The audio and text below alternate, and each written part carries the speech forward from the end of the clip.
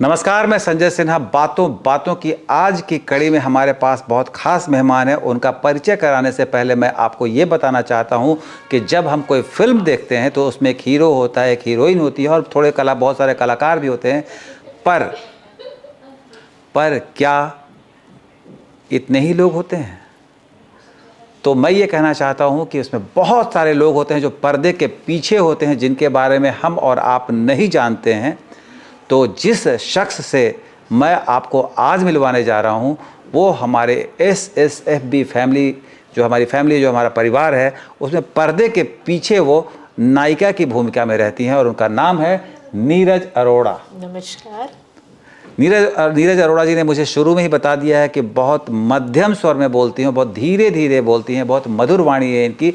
इनका परिचय मैं दूंगा तो आप थोड़ा सा हैरान रह जाएंगे, क्योंकि चलिए मैं बता ही देता हूँ आपको, हैरान पहले कर देता हूँ। ये हमारी परिजन अंजू मल्होत्रा की सगी बड़ी बहन है और SSFB परिवार से ये पहले से जुड़ी हुई हैं, अंजू बहन से पहले से जुड़ी हुई हैं। और इन्होंने ही मेरी कहानियों को पढ़कर, देखकर, सुनकर अपनी छोटी बहन को मोटिवेट किया था 2018 में। थोड़ा सा आप ही बताएं इस क्रम को, कैसे आप कब जुड़ी और कैसे जुड़ी? मैंने एक बार नवभारत टाइम्स में आपकी कहानी पढ़ी, तो मुझे वो, मेरी शुरू से आदत है कि मैं मतलब बहुत पढ़ने में बड़ा इंटरेस्ट लेती हूँ। तो मैंने जब कहानी पढ़ी आपकी, मुझे वो बहुत अच्छी लगी। वो एक भाई बहन की कहानी थी जिसके ब्रदर अमेरिका में रहते थे, US में, जहाँ बेटियाँ होती हैं वहाँ उजाला जहाँ होता बेटियाँ है। होती हैं वहाँ उजाला होता है। ये आपकी कहानी नवभारत में आई थी। हाँ, मैंने फेसबुक पर लिखी थी, फेसबुक से उन्होंने फेसबुक से। साभार लिया था, छापा था उसको। जब मैंने वो कहानी पढ़ी मुझे वो इतनी अच्छी लगी, फिर मैंने आपको सर्च किया। मैं फेसबुक पे पहले से एक्टिव थी, 2010 से ही। तो मैंने देखा ये संजय सिन्हा की कहानी है लिखी हुई, तो मैंने फिर फेसबुक पे देखा, आपको सर्च किया और मुझे आप मिल गए। फिर मैंने देखा कि ये तो रोज़ ही कहानी आती है यहाँ पे, और फिर मैं आपको डेली पढ़ने लगी और बस मेरा इतना इंटरेस्ट बन गया। उन दिनों हाँ, यहाँ पे मथुरा में था SSFB समारोह। मैंने कहा ये ऐसा भी कभी होता है क्या कि फेसबुक पे कहानी लिख रहे हैं, लोग कमेंट करते हैं और ये अब इनका मिलन समारोह हो रहा है। लेकिन मेरा बड़ा मन था कि मैं जाके देखूं, लेकिन कुछ पारिवारिक कारणों की वजह से मैं जा नहीं पाई। लेकिन मुझे बहुत अच्छा लगा। उसके बाद जो रिव्यूज़ आए, लोग जो वहाँ पे मिले थे उन्होंने अपने फ़ोटोग्राफ शेयर किए वहाँ पे, और आपने भी काफ़ी सारे फ़ोटोग्राफ शेयर किए थे, तो मुझे बहुत अच्छा लगा।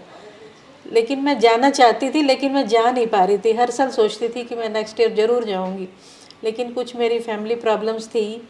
मेरी मदर इन लॉ ठीक नहीं रहती थी, फादर इन लॉ भी थे, तो मैं उनको छोड़ के नहीं जा सकती थी। तो फिर मैंने अंजू से ऐसे डिस्कस किया, तो हमारी बात हुई। तो मैंने इसको बोला, मैंने कहा तुम पढ़ो, तुम बहुत मोटिवेट होगे उसको पढ़ के। तो बस ऐसे ही सफ़र शुरू हो गया फिर हमारा। ये बहुत शुरू की बात है। मुझे याद है कहानी मैंने 2014 में लिखी थी, जहाँ बेटियां हैं वहाँ उजाला है, और ये सच्ची कहानी थी, मेरी आंखों के सामने घटी हुई घटना थी। 2014 या 15 के शुरू की बात होगी, क्योंकि आपने 15 का हवाला दिया है। आप मथुरा में मिलने आई थी, मथुरा में मिलने की कोशिश की थी आपने। तो मथुरा का मिलन समारोह 2015 में ही हुआ था। और 2015 में हम लोग मथुरा में हमारा SSFB फैमिली का मिलन समारोह हुआ था। और इसकी एक लंबी कहानी है कि ये परिवार कैसे बना, कैसे धीरे धीरे लोग जुड़ते गए। पर नीरज अरोड़ा जो हैं वो कभी सामने नहीं आती हैं, कभी वो कभी कभी तो आ जाती कभी आ जाती हैं, बहुत कम आती हैं। तो कुछ लोगों को मैं जानती भी हूँ, तो बात होती है हमारी। अरुणा गाबा है, अंजना साहनी जी हैं, इन लोगों से आप जुड़ गई हैं इस परिवार के माध्यम से। आपसे नहीं जुड़ पाई, लेकिन इनसे जुड़ मुझसे तो आप जुड़ी हुई थी, लेकिन आप मिली नहीं थी। कहानियों के माध्यम से। लेकिन फर्स्ट टाइम मैं आगरा में गई, तब आपसे मिलना हुआ। दीप शिवा का भाभी से मिली, तो मुझे लगा क्या कोई इतना सरल भी हो सकता है। मतलब कहानियाँ लिखते हैं, ठीक है, कहानियाँ तो बहुत लोग लिखते हैं, और रेगुलर बेसिस पे लिखना, हम तो कमेंट भी नहीं कर सकते रेगुलर बेसिस पे, और वो रेगुलर लिख रहे हैं। मुझे सोच के बड़ी हैरानी होती थी। आपकी क्या व्यस्तताएं रहती है नीरज जी? हाँ जी, क्या व्यस्तताएं रहती हैं आपकी? किस तरह से आप क्या जॉब करती हैं आप? मैं मिनिस्ट्री ऑफ फाइनेंस में हूँ। तो मेरे mother in law, father in law हैं घर पे। अब तो मेरी मदर इन लॉ की डेथ हो गई, लेकिन जब मैं कहानियाँ शुरू की थी तो मेरी मदर इन लॉ भी थी। तब मैं उनको भी सुनाती थी आपकी कहानियाँ, उनको भी बहुत अच्छी लगती थी।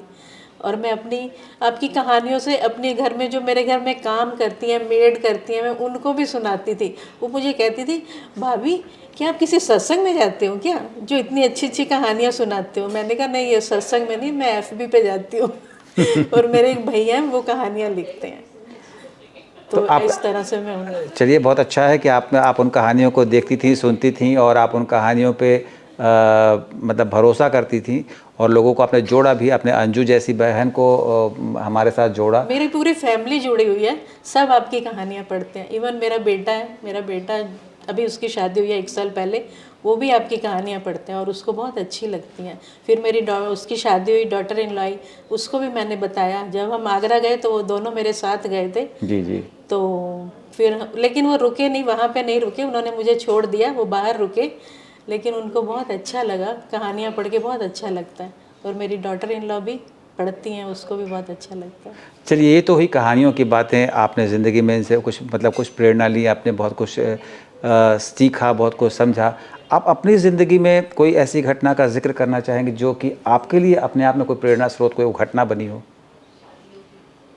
ऐसे मुझे मेरे तो बहुत सारे प्रेरणा तो ऐसे हैं कि जिनसे मैंने प्रेरणा ली है। मेरे फादर हैं, इतने ईमानदार थे मेरे फादर कि उन्होंने हमें हमेशा ईमानदारी का पाठ पढ़ाया। फादर आपके आर्मी में थे? एयर फोर्स में थे मेरे फादर, और बहुत ईमानदार। तो एक बार मैंने उनको बोला, डैडी सब लोग अपने बच्चों के लिए ऑफिस से रजिस्टर लेके आ जाते हैं, तो आपने हमें कभी ऑफिस से कभी कुछ ला के नहीं दिया। कहते मैं कोई तुम्हें कभी मना करता हूँ कोई चीज़ दिलवाने से?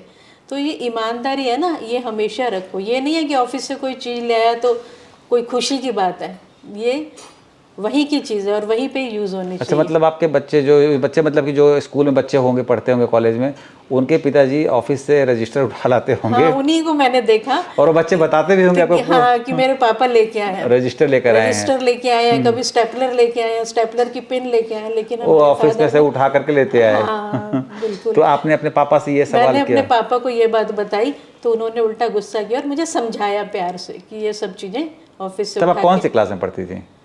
तब तो मैं 8th 9th में ही पढ़ती 8th 9th? आपके मन में आता होगा कि मेरे पापा भी काश रजिस्टर उठा नहीं, लाते। तब मुझे जब पापा ने समझाया फिर मुझे अच्छा लगा। हमारे पापा ने हमें कभी भी कोई भी कमी नहीं दी। उन्होंने मतलब जितना वो कर सकते थे ना हमारे साथ, उससे ज़्यादा किया उन्होंने। जैसे कहते हैं ना, अपना पेट काट के और अपने बच्चों को इतने अच्छे संस्कार दिए उन्होंने आपको, ये बताया कि ऑफिस का जो माल होता है वो ऑफिस के लिए ही होता है, ऑफिस वो के घर यूज़ के पे लिए नहीं होता लाना है। चाहिए। तो वो बच्चे भी, मतलब मैंने भी देखा है, हमारे मैं भी छोटा था तो बहुत सारे बच्चों के माता पिता जो होते थे ऑफिस से कुछ कागज़, कोई रजिस्टर। और बाद के दिनों में तो मैंने देखा लोगों का कि लोग ऑफिस में बैठे तो अपने बच्चों के नोट्स जो है उसकी नोट्स भी बनाते थे। फोटो कॉपी करवा लेते थे ऑफिस के करवाते फोटो कॉपियर मशीन पर। तो ये सब तो खैर एक छोटे लेवल का भ्रष्टाचार है, बेईमानी है। लेकिन भ्रष्टाचार है ये, बिल्कुल है, बिल्कुल है। मतलब चोरी हीरा की हो या चोरी खीरा की हो, चोरी तो चोरी है। और सबसे बुरी बात होती है कि बच्चों के ऊपर इसका कुप्रभाव पड़ता है। बच्चों को ये लगता है कि ऑफिस का माल उठा करके टपा लेना, मतलब जैसे कि कई लोग पुराने ज़माने में, अब तो नहीं होता है, पहले लोग रेलगाड़ी में पंखे उतार लेते थे, बल्ब उतार, उनके काम नहीं आती थी वो चीज़ें। हाँ, लेकिन वही है ना, देख के लालच आ गया कि कहीं काम आ जाए, हो सकता मैं तो है। बड़ा हैरान होता था कि वो घर कैसा होगा जहाँ पर कि रेलगाड़ी का पंखा आप लेकर चले गए और घर वालों ने पकड़ के पीटा नहीं आपको कि तुम क्यों लेकर चले आए हो। बाद में तो मैंने देखा लोग कंबल भी ले जाते थे, कोई चादर उठा कर ले गया, टॉवल तो बहुत उठा कर ले जाते हुए देखा मैंने। तो ये सब खैर जो आपने बात कही, पापा की अपनी बात कही कि ये पारिवारिक संस्कार होते हैं, उनकी पृष्ठभूमि होती है जिससे मनुष्य का निर्माण होता है। हाँ जी, हाँ जी। तो एक तो कहानी भी मैंने पढ़ी थी कि एक बच्चे को चोरी के या अपराध के इल्जाम में पकड़ लिया गया था और उसने अपनी माँ के ही कान काट दिए। हाँ, तो उसने जज माँ ने मुझे सिखाया नहीं जब मैंने पहली बार चोरी की तो। हाँ, जब मैं चोरी करके आया था तो माँ से मैंने बताया था तो माँ ने उस समय मुझे रोका क्यों नहीं था मुझे। तो आपके फादर ने बहुत अच्छी आपको ट्रेनिंग दी और मुझे भी लगता है कि ये जो संस्कार हैं। अच्छा, ऐसा लगता है क्या कि आजकल थोड़ा माँ बाप अपने बच्चों को कम समय देते हैं, खास तौर पर नैतिक शिक्षा की बातें कम बताते हैं? ऐसा क्या, इससे क्या नुकसान हो रहा है समाज में? इससे तो बहुत नुकसान हो रहा है बच्चों को। बस अपनी पढ़ाई, बच्चे आजकल पेरेंट्स क्या करते हैं बच्चों के साथ, बस उनको पढ़ाना है, उनको नंबर अच्छे चाहिए। बेशक बच्चे को नॉलेज है या नहीं है, सिर्फ उसको किताबी नॉलेज होनी चाहिए। स्कूल में एक लगती है मोरल साइंस की बुक लगती है, वो पेरेंट्स भी कहते हैं कि इसको ज़्यादा पढ़ने की ज़रूरत नहीं है, ये इसके कोई उसमें अकाउंट तो होने नहीं है नंबर, ये तो बस ऐसे ही लगा देते हैं। तो मैं जब छोटा था नीरज जी, तो मैं अपनी माँ से पूछता था कि मैं बड़ा होकर क्या बनूंगा, तो मेरी माँ मुझे ये बात बोलती थी कि मेरा बेटा जो है सो एक अच्छा आदमी बनेगा।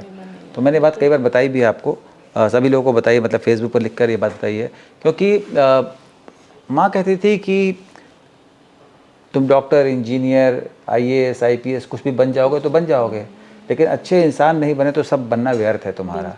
तो मैं अपनी कहानियों में माँ की उन यादों को बहुत बार उकेरता हूँ, मतलब उनको सामने रखने की कोशिश करता हूँ, और मेरा पूरा फोकस जो होता है 2 चीज़ों पर होता है। एक तो नैतिक शिक्षा पर, हाँ जी, हाँ जी। कि नैतिकता का हमेशा, अगर आपकी नैतिकता नहीं बहाल है तो आप मनुष्य होने के योग्य नहीं हैं। तो मैं अपनी कहानियों के माध्यम से कोशिश करता हूँ, अपने अनुभवों के माध्यम से कोशिश करता हूँ कि लोगों को ये बात बताऊँ कि सबसे इम्पॉर्टेंट चीज़ है आपके अंदर जो मोरल वैल्यूज़ है उनको बहाल रखना, और दूसरी चीज़ है खूब खुश रहना। खुश रहना। आपको हमेशा हर हाल में खुश रहना चाहिए। ज़िंदगी का मतलब मैं भी यही अपने बच्चों को यही सिखाती हूँ।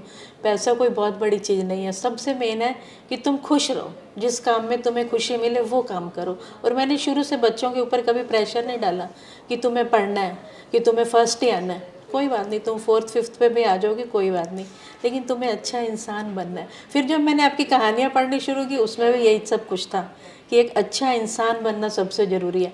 तो वो मेरे दिल को छू गई कि जो मेरा मतलब जो मैं चाहती हूँ वही इन कहानियों में था। तो बस इसीलिए मैं उसको पढ़ती रही। और अब बच्चे क्या सोचते हैं आपके, मतलब उनके मन में क्या रहता है? उनको लगता है कि मेरा बेटा कहता है मेरी मदर तो प्योर सोल, किसी की बात करे, उसके किसी फ्रेंड के घर गया तो कह रहा मम्मी उसकी मम्मी भी एकदम आपके जैसी है, जैसे आप हो ना प्योर, वैसे ही वो भी है। तो ये इससे बड़ा रिवार्ड मेरे लिए क्या हो सकता है। बहुत बड़ी बात है कि मतलब शुद्धता जो है चरित्र में, जो आचरण में जो शुद्धता है उसका होना बहुत ज़रूरी है। और आज दुर्भाग्य से अभी क्या है कि जो बच्चे हैं, माँ बाप जो हैं अपने बच्चों को एक ब्रांड बना दिया है उन्होंने कि हमें नामी स्कूल में पढ़ाना है, नामी कॉलेज में पढ़ाना है, और जो एक इंग्लिश में जो सेइंग है कि नथिंग सक्सीड्स लाइक सक्सेस, तो वो उनको लगता है कि सफलता ही सबसे बड़ी चीज़ है, सफलता का मतलब ही नहीं पता है। मैं बहुत छोटा था नीरज जी, बहुत छोटा था जब मैं, तो अमिताभ बच्चन की एक फ़िल्म मैंने देखी थी, मैंने बहुत कुछ सीखा है फ़िल्मों से। तो उसमें एक डायलॉग था कि मकान ऊंचा होने से इंसान ऊंचा नहीं हो जाता है। तो वो फिल्म थी मुकद्दर का सिकंदर। तो मैंने उसकी चर्चा बहुत बार की है। मेरे जहन में बात तभी बैठ गई थी कि किसी का मकान बहुत बड़ा हो, किसी की गाड़ी बहुत बड़ी हो, तो उससे वो श्रेष्ठ भी हो गया, बड़ा भी हो गया, ऐसा कुछ नहीं होता है। आदमी बड़ा होता है अपने आचरण से, अपनी अपनी सोच और समझ से। तो नीरज जी, आप मिनिस्ट्री ऑफ फाइनेंस में जॉब करती हैं, किस तरह से मैनेज करती हैं घर, परिवार और ऑफिस को? ये थोड़ी दिक्कत तो हुई शुरू में। अब जैसे जॉइंट फैमिली थी, मेरे mother in law, father in law हैं और हम सब बच्चे भी थे, तो मैं सुबह पूरा सारा काम करके जाना, फिर दोपहर का भी सब करके जाती थी। मेड थी लेकिन वो बस हेल्पिंग हैंड थी, लेकिन ये नहीं, खाना वाना हम उनसे कभी नहीं बनवाते थे, क्योंकि मेरे फादर इन लॉ को ये शुरू से ही पसंद नहीं है। वो खाना मेरे ही, अभी भी मेरी मदर इन लॉ नहीं है तो मेरे फादर इन लॉ खाना मेरे ही हाथ का खाते हैं। अगर मैं कहीं चली जाऊँ तो वो खाना ही नहीं खाते। ओह, ये तो बहुत बहुत मतलब सैड बात है, क्योंकि आपको तो सुबह 10 बजे 9 बजे ऑफिस पहुंचना होता लेकिन होगा। मैं उनको नाश्ता करवा के जाती हूँ, दोपहर का लंच उनके लिए तैयार करके रख के तो आपकी जाऊँगी। सुबह तो बहुत पहले शुरू होती, बहुत अर्ली मॉर्निंग शुरुआत होती 5 होगी। बजे उठती हूँ मैं। 5 बजे उठती हैं आप, और 5 बजे उठने के बाद आप सब कुछ पूरे घर के लिए मैनेज पूरा करते घर हैं। का मैनेज करके फिर ऑफिस जाती हूँ। ये अब मेरी महिला, डॉटर इन लॉ आ गई, थोड़ी हेल्प हो जाती है। अब हमने मेड वो भी भी, जॉब करती है वो आपकी भी डॉटर? जॉब करती है, वो ICICI बैंक में है। वाह, ये आपके खानदान में बैंकिंग और अकाउंट्स का बड़ा चक्कर है। आपने आपकी लेकिन छोट मेरे हस्बैंड जॉब में नहीं है, उनका अपना बिजनेस है, वो बिजनेस है। फर्निशिंग का। अब आपके कर्टन्स वगैरह जो भी आपको लेने होंगे अच्छा, वेरी नाइस। वहीं से ये, चलिए बहुत अच्छा है, तो मुझे पहले मालूम होता तो मैं सारा फर्निशिंग का काम। कहाँ पर है उनकी शॉप? वहीं पे ये उनके आउटरम लाइन है, किंग्सवे कैंप आउटरम लाइन्स में। अच्छा, शॉप है या शॉप है, शॉप है, शोरूम है। मतलब शोरूम है अपना। हाँ जी, तो उनका अकाउंट जब देख ही सकती हैं, आपकी तो छोटी बहन भी अकाउंट्स का काम देखती हैं, हाँ तो जी, वो हाँ जी। जीजा का भी काम और मेरी जो 3rd नंबर वाली सिस्टर है वो भी मिनिस्ट्री ऑफ लॉ में है, अच्छा, वो सीनियर अकाउंट ऑफिसर है, वो भी ओ माय accounts गॉड, में मतलब आप लोगों को, सब लोगों को पापा ने अकाउंटिंग पढ़ा दी हाँ, आप लोगों और मेरा को। ब्रदर चार्टर्ड अकाउंटेंट है। अब क्या रह गया है? सब अकाउंट्स में। मतलब छोटी बहन भी अकाउंटेंट है, आपकी बहू जो है वो भी बैंक में काम करती है, आप मिनिस्ट्री ऑफ फाइनेंस में काम करती हैं। जी जी। सब लोग मतलब अकाउंट्स, रुपए पैसे आंकड़ों से जुड़े हुए लोग हैं आप लोग। हाँ जी। लेकिन आप लोग उसके बावजूद मैं ये महसूस करता हूँ, जितनी भी आपसे बातचीत हो रही है, ये महसूस कर रहा हूँ मैं कि आप लोग रिश्तों को ज़्यादा तवज्जो रिश्तों देते को हैं बहुत ज़्यादा, अकाउंटिंग से। बहुत ज़्यादा। मेरे फादर इन लॉ ने अपने अकाउंट्स में सब में मेरे को ऐड कर रखा है, नॉमिनी मुझे बना रखा है, अपने बेटों को नहीं बना रखा। मैंने उनको बोला, मैंने कहा मुझे क्यों नॉमिनी बना रहे हो, बेटों को बनाओ। कह रहे नहीं, मुझे उनसे ज़्यादा तुम्हारे ऊपर विश्वास है। ये वही बात है। तो ये भरोसा, मतलब आपके ऊपर भरोसा होना। क्या होता है कि आदमी जिस पर भरोसा करता है, रुपए पैसे जायदाद उसी के पास छोड़ता है, और उसी से वो चीज़ें, रिश्ते भी निभा पाते हैं लोग। नीरज जी, आपसे जो बातचीत हो रही है उसमें मैं ये चाहता हूँ कि आप परिजनों के लिए कुछ, चूँकि आप एक वर्किंग वुमेन हैं, काफ़ी अच्छी पोजीशन पर हैं, आप बैंकिंग सेक्टर से जुड़ी हुई हैं, मिनिस्ट्री ऑफ फाइनेंस से जुड़ी हुई हैं, तो और घर परिवार भी संभालती हैं, अपने बच्चों को बड़ा किया आपने, अपने सास ससुर की बहुत सेवा की। कुछ संदेश देना चाहेंगी कैसे घर और बाहर का ये जो फासला है उसको मैनेज किया जाए, मेंटेन किया जाए? सब ये कुछ मैं हो इसलिए भी पूछ सकता रहा हूँ है। क्योंकि आजकल बड़ा एकल परिवार का चक्कर चल रहा है। महिलाएं शादी के बाद तुरंत चाहती हैं अलग हो जाएं, सास ससुर अपने संसार में रहें, मैं अपने संसार में जाऊँ। मगर आप जो पीढ़ी आपकी जो है, आप उसको मैनेज कर रही हैं, तो आप क्या संदेश देना चाहेंगे? देखो, थोड़ी दिक्कत अपने लिए तो होती है जब हम मतलब जॉइंट फैमिली में होते हैं, हमें सब कुछ उनसे पूछ के करना पड़ता है, उनकी कहीं भी जाना है उनसे परमिशन लेनी है। लेकिन एक ये भी रहता है कि एक सेफ, हमें लगता है कि हमारे ऊपर उनका हाथ है। मैं हमेशा फादर इन लॉ को यही कहती हूँ कि ये वो नहीं है कि हमें आपको कोई गिफ्ट देना है या कुछ है, बस हम आपने हम मतलब आप हमें कोई गिफ्ट दो या नहीं, बस आपका हमारे सिर पे हाथ है, यही हमारे लिए बहुत है। आपके पास एक तरफ रिश्ते हैं, एक तरफ आपकी ज़िंदगी में धन दौलत तरक्की है, किसकी तरफ हाथ करेंगे? रिश्ते। रिश्ते। रिश्ते। सबसे कीमती चीज़ क्या है? रिश्ता। रिश्ता। रिश्ते। मतलब आपको रिश्ते में प्यार होना चाहिए। प्यार होगा तभी हाँ, रिश्ता तभी होगा। रिश्ता। मतलब कई दोनों बार नहीं भी, देखो कई बार क्या होता है, इतना ज़्यादा प्यार नहीं भी होता, लेकिन रिस्पेक्ट होनी चाहिए। मतलब प्यार से भी ज़्यादा रिस्पेक्ट, एक दूसरे के लिए आदर का भाव। आदर का भाव होना चाहिए, तभी हम उसको प्यार भी कर सकते हैं। मैं मतलब मेरी ये थिंकिंग है कि प्यार चाहे थोड़ा कम हो जाए, लेकिन रिस्पेक्ट 100% होनी चाहिए। नीरज जी, प्यार क्या है? नहीं, अब देखो क्या है, जरूरी नहीं है कि नहीं, प्यार किसे कहते हैं? कई मतलब बार आपने क्या प्यार होता है शब्द, कि किसी के साथ प्यार नहीं भी होता इतना, लेकिन हम उसकी रिस्पेक्ट बहुत करते नहीं हैं। वो एक अलग, मेरा मेरा मेरा प्रश्न ये है, मैं सिर्फ पूछ रहा हूँ आपसे, प्यार क्या है? प्यार क्या है? प्यार की तो कोई परिभाषा ही नहीं है। मेरी समझ में, जब हम अपने हिस्से का सुख भी दूसरे को देने को तैयार हो जाए, और जिसको देने को तैयार हो जाए, उससे प्यार है। मैं ऐसा मैं सोचता हूँ। आप इससे इत्तेफाक रखती हैं? जी बिल्कुल। तो मतलब मेरी वजह से किसी को दिक्कत ना हो, मैं बेशक थोड़ी सी परेशानी झेल लूँ, लेकिन उसको परेशानी मैंने तो इससे आगे बढ़ के कहा कि अपने हिस्से का सुख भी उसको दे दूँ। उसको दे दूँ। और मेरा ये भी मानना है कि प्यार जो है सो किसी एक से नहीं किया जाता है, बहुत सारे लोगों से प्यार होता है, बहुत सारे लोगों से प्यार हो सकता है। बिल्कुल, और हर रिश्ते का अपना एक कोड होता है, अपना एक संविधान होता है कि हम किस रिश्ते में किस व्याकरण का पालन करेंगे। तो प्यार का मतलब सिंपल, मतलब आई लव यू जो है, इट डज नॉट मीन कि हम प्रेमी प्रेमिका वाले प्यार को ही प्यार कहेंगे, वो किसी के लिए भी हो सकता सबको है। कहते हैं, मैं तो बेटे को कि मैं तुमसे बहुत प्यार करती हूँ, और मैं कहती भी हूँ, ये नहीं है। मुझे तो सबसे अब यहाँ पे मुझे जो रिश्ते मिले, अंजना सानी मैम है, मैं देहरादून गई किसी शादी में, तो मुझे शादी अटेंड करनी थी, मेरे पास फ़ोन आ रहे हैं, लेकिन मैं उनसे मिलने चली गई। मेरी बेटियाँ भी साथ थी, हम दोनों। उन्होंने मुझे लंच करवाया वहाँ पे, और वो मुझे मंसूरी लेके गई। कह रहे नहीं, तुम पहली बार देहरादून आई हो और मैं तुम्हें मंसूरी ना। वो बहुत प्यारी हैं, वो अंजना साहनी जी, रियली बहुत प्यारी। आपको पता है हर फेसबुक पर हर किसी के मिलने की एक अपनी अपनी कहानी है। अंजना साहनी कैसे मिली थी पता है आपको? मुझे, मैंने पढ़ा आपने ना? जी जी। तो वो हमारी जो पहली परिजन थी उनकी भतीजी थी, और मोनिका गुनेटा जी। मोनिका गुनेटा जी अमेरिका से आई थी इनके यहाँ शादी में, अंजना साहनी जी के यहाँ, और वहाँ नहीं जा कर के हमारे फेसबुक मिलन समारोह में थी। तो अगली बार वो तलाश करते हुए अंजना साहनी जी आई थी, चाची हैं उनकी वो, हाँ जी सगी चाची हैं। और फिर वो चाची जो आई, तो जैसे उद्धव गए थे वृंदावन गए थे कान्हा का संदेश लेकर, तो गोपियों में खुद ही खो गए थे। तो चाची जो है वो फेसबुक फैमिली की हो गई और भतीजी पता नहीं कहाँ चली गई। तो हर रिश्ता है सबका, एक सबकी अपनी कहानी है, हर व्यक्ति के जुड़ने की, और ऐसी परिस्थितियाँ बनती हैं। तो नीरज जी आपसे जो बातचीत का ये सिलसिला है बहुत अच्छा रहा, और चूँकि आप एक मोटिवेशन भी हैं लोगों के लिए, एक प्रेरणा भी है कि आप घर और बाहर दोनों को बहुत शानदार तरीके से मैनेज कर रही हैं, और उसके अलावा आप सोशल साइट पर भी जुड़ी हुई हैं और हम जैसे भाइयों से भी जुड़ी हुई हैं। कुछ कहना चाहें तो आप कह सकती हैं। बस मैं यही कहती हूँ, जो पल है उसको अच्छे से एंजॉय कर लो, कल पता नहीं हो ना हो। क्या बात है, हर पल यहाँ जी भर जियो, कल हो ना हो।